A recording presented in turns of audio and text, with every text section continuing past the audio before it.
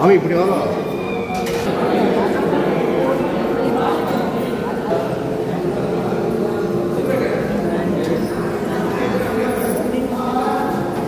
kita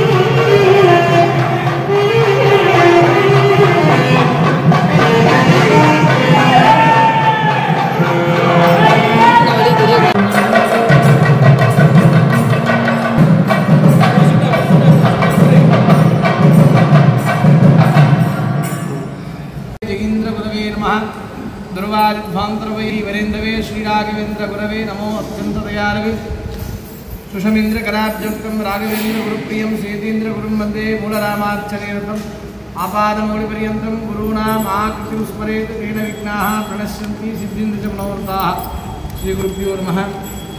ಇವತ್ತಿನ ದಿನ ಜಯತೀರ್ಥರ ಗುರುಸಾರ್ವಭೌಮರ ಭಗವಂತ ಕರುಣಿಸ್ತಾನೆ. ಜಯತೀರ್ಥರ ಬಗ್ಗೆ ಎಲ್ಲ ಚರಿತ್ರೆ ನಮ್ಮೆಲ್ಲರಿಗೂ ಗೊತ್ತಾಗಿದ್ದೆ. ಆದರೆ ಇದ್ದರೂ ಕೂಡ ಇವತ್ತಿನ ದಿನ ಅವರ ಮಾತನ್ನು ಹೇಳಿ ನಾವು ಕೂಡ ಮಾತನ್ನು ಹೇಳೋರು ಕೇಳೋರು ಎಲ್ಲರೂ ಕೂಡ ಪುನೀತರಾಗಬೇಕು ಅಂತ ಎರಡು ಮಾತನ್ನು ಅವರ ಮಹಿಮೆಯನ್ನು ನಾವು ತಿಳಿಯೋಣ, ಪ್ರಯತ್ನ ಪಡೋಣ. ಜಯತೀರ್ಥ ಗುರುಸಾರ್ವಭೌಮರು ಶ್ರೀಮದ್ ಆಚಾರ್ಯರ ಮೇರು ಕೃತಿಗಳಿಗೆ ಟೀಕೆಯನ್ನು ರಚನೆ ಮಾಡಿ ನ್ಯಾಯಸುಧಾ ಅನ್ನುವ ದೊಡ್ಡ ಗ್ರಂಥವನ್ನು ರಚನೆ ಮಾಡಿ, ಹೇಗೆ ಮಾಧ್ಯಮದಲ್ಲಿ ಪಂಡಿತರು ಅಂತ ಯಾರಾದರೂ ಅನಿಸ್ಬೇಕಂದ್ರೆ ನ್ಯಾಯಸುಧಾ ಮಂಗಳವನ್ನು ಮಾಡಿರಬೇಕು. ಅಂತಹ ಒಂದು ಮೇರು ಕೃತಿಯನ್ನು ರಚನೆ ಮಾಡಿದವರು ಜಯತೀರ್ಥರು. ಅವರ ಚರಿತ್ರೆ ಎಲ್ಲರಿಗೂ ಬಹಳ ಪ್ರಸಿದ್ಧವಾದದ್ದು. ಯರಗೋಳದಲ್ಲಿ ಆ ಗುಹೆಯಲ್ಲಿ ಗ್ರಂಥ ರಚನೆ ಮಾಡಿದರು, ಊಟವನ್ನು ಬಿಟ್ಟು ಮಾಡಿದರು, ಇದೆಲ್ಲ ಎಲ್ಲರಿಗೂ ಗೊತ್ತಿದೆ. ಆದರೆ ಜಯತೀರ್ಥರ ವಿಶೇಷವಾದ ಮಹಿಮೆ ನಮ್ಮ ವಿಜೇಂದ್ರ ತೀರ್ಥ ಶ್ರೀಪಾದಂಗಳವರಿಗೆ ವಿಶೇಷವಾದ ಅನುಗ್ರಹವನ್ನು ಜಯತೀರ್ಥರು ಕರುಣಿಸಿದ್ದಾರೆ. ಹೇಗೆ ಅಂತ ಹೇಳಿದರೆ 64 ವಿದ್ಯೆಯಲ್ಲಿ ವಿಜೇಂದ್ರ ತೀರ್ಥರು ಒಂದೊಂದು ವಿದ್ಯೆಯಲ್ಲಿ ತನ್ನ ವಿದ್ಯಾ ಪ್ರದರ್ಶನವನ್ನು ಮಾಡುವಾಗ ಒಬ್ಬ ವೇಶ್ಯಾಸ್ತ್ರೀ ಬಂದು ನನ್ನನ್ನು ನೀವು ಗೆಲ್ಲಬೇಕು ಅಂತ ಹೇಳ್ತಾಳೆ. ನನ್ನದು ಕೂಡ ಒಂದು ವಿದ್ಯೆ, ಕಾಮವನ್ನು ಗೆಳೆಯೋದು ಕೂಡ ಒಂದು ವಿದ್ಯೆ, ಆದ್ದರಿಂದ ನನ್ನನ್ನು ನೀವು ಕಾಮದಲ್ಲಿ ಗೆಲ್ಲಬೇಕು ಅಂತ ಹೇಳುವಾಗ ಗೆಲ್ಲಿತಾರೆ ವಿಜೇಂದ್ರರು. ಆ ವೇಶ್ಯಾಸ್ತ್ರೀ ಸೋತು ಹೋಗಿ ನಾನು ಸೋತಿದ್ದೇನೆ ಅಂತ ಒಪ್ತಾಳೆ. ಆದರೆ ಆಗಿನ ಕಾಲದಲ್ಲಿ ಕೂಡ ಅಸೂಯೆಯಿಂದ ಪಂಡಿತರು ವಿಜೇಂದ್ರರನ್ನು ಆಕ್ಷೇಪ ಮಾಡ್ತಾ ಇದ್ರು. ನೀವು ಹೇಗೆ ಗೆದ್ದಿರಿ, ಹೇಗೆ ಸಾಧ್ಯ ಇದು? ವೇಶ್ಯಾಸ್ತ್ರೀಯನ್ನು ಗೆದ್ದೇವೆ ಅಂತ ನೀವು ಹೇಳಿದಿರಿ, ಸೋತೆ ಅಂತ ಅವ್ರು ಹೇಳ್ತಾಳೆ. ನಾವು ಯಾರೂ ನೋಡೇ ಇಲ್ಲ ಇದನ್ನು, ನಮಗೆ ಹೇಗೆ ಇದು ಗೊತ್ತಾಗುತ್ತೆ ಅಂತ ಕೇಳಿದಾಗ ಅನೇಕ ದೃಷ್ಟಾಂತಗಳನ್ನು ಹೇಳಿ ಆ ಪಂಡಿತರಿಗೆ ಸಮಾಧಾನ ಮಾಡಿದರೂ ಕೂಡ ಅವನು ಒಪ್ಪಲಿಲ್ಲ. ಒಂದು ಸಮಯದಲ್ಲಿ ಆ ಮಠದ ಹಿಂದುಗಡೆ ಇರ್ತಕ್ಕಂಥ ಒಂದು ಕಚ್ಚಿನಲ್ಲಿ, ಸಾಕಡೆ ಅಂತ ನಾವೇನು ಹೇಳ್ತೇವೆ, ಅಲ್ಲಿ ಬೆಳ್ಳಿಯ ತಟ್ಟೆಯನ್ನು ಹಾಕುವಂಥ ದಿವಾಣರಿಗೆ ಆಜ್ಞೆ ಮಾಡ್ತಾರೆ. ಬೆಳ್ಳಿ ತಟ್ಟೆ ಅದರಲ್ಲಿ ಹಾಕಿರ್ತಾರೆ. ಸ್ವಲ್ಪ ಹೊತ್ತು ತಾಳಿ ಆ ಬೆಳ್ಳಿ ತಟ್ಟೆಯನ್ನು ತೆಗೆದು ತೋರಿಸುವಾಗ ಆ ಬೆಳ್ಳಿ ತಟ್ಟೆ ಫಲಫಲ ಅಂತಿರೋ ತಟ್ಟೆ ಕಪ್ಪಗೆ ಆಗಿಬಿಟ್ಟಿದೆ, ವಾಸನೆಯಿಂದ ಕುರಿತರಾಗಿ ಆಗಿಬಿಟ್ಟಿದೆ. ಇದು ಹೇಗೆ ಆಯಿತು ಅಂತ ಹೇಳ್ತಾರೆ ವಿಜೇಂದ್ರರು. ಅದು ಅದರಲ್ಲಿ ಇತ್ತು, ಆ ಗಚ್ಚಿನಲ್ಲಿ ಇತ್ತು, ಅದರಿಂದ ಹಾಗಾಗಿದೆ ಅಂತ ಹೇಳಿದಾಗ, ಸರಿ ಅದು ವಾಸನೆಯನ್ನು ಕೊಡ್ತಾ ಇದೆ, ನೀವು ಹೇಗೆ ದುರ್ವಾಸನೆಯನ್ನು ಬೀಸ್ತಾ ಇದೆ ಅಂತ ಹೇಗೆ ಹೇಳ್ತೀರಿ ಅಂದರೆ, ಅದಕ್ಕೆಲ್ಲ ನೀವು ಸಿದ್ಧ ಅದು ಅಂತ ಹೇಳಿದ್ರೆ ನೀವು ತಿಂದು ನೋಡಿದ್ರಾ? ಇಲ್ಲ. ಆ ಮಲದ ವಾಸನೆ ಅದರಲ್ಲಿ ಇದೆ ಅಂತ ಹೇಳಿದ್ರೆ ಮಲವನ್ನು ತಿಂದಿರಬೇಕು, ತಿಂದಿದ್ರೆ ಮಾತ್ರ ಅನುಭವ ಆಗಲಿಕ್ಕೆ ಸಾಧ್ಯ. ಅಂದರೆ ಹೇಗೆ ಸಾಧ್ಯ? ತಿನ್ನಲಿಲ್ಲ ಅಂತ ಅವನು ಪಂಡಿತ ಹೇಳ್ತಾನೆ. ತಿನ್ನದೇನೆ ಕೆಲವುದನ್ನು ನಾವು ಸಿದ್ಧ ಅಂತ ಹೇಳಿದಾಗ, ಹಾಗೇ ಕೂಡ ಈ ಒಂದು ವೇಶ್ಯಾಸ್ತ್ರೀಯನ್ನು ನಾನು ಗೆದ್ದದ್ದು ಕೂಡ ಹಾಗೆ ಅನುಭವದಿಂದ ಆಗಲಿಲ್ಲ ಆದರೂ ಕೂಡ ಕೆಲವು ವಿಷಯವನ್ನು ಕೆಲವ ಸಾಮರ್ಥ್ಯ ಹೇಳ್ಬೋದು ಅಂತ ಹೇಳಿ ಮಂತ್ರದಿಂದ ನಾನು ಗೆದ್ದಿದ್ದೇನೆ ಅಂತ ಹೇಳ್ತಾರೆ. ಆವಾಗ ಬೇರೆ ಸ್ತ್ರೀಯರನ್ನು ಕರ್ಕೊಂಬಂದು, ಕೇರಳದಿಂದ ಸ್ತ್ರೀಯರನ್ನು ಕರ್ಕೊಂಬಂದು ಅವರಿಗೆ ಪರೀಕ್ಷೆ ಮಾಡ್ತಾರೆ.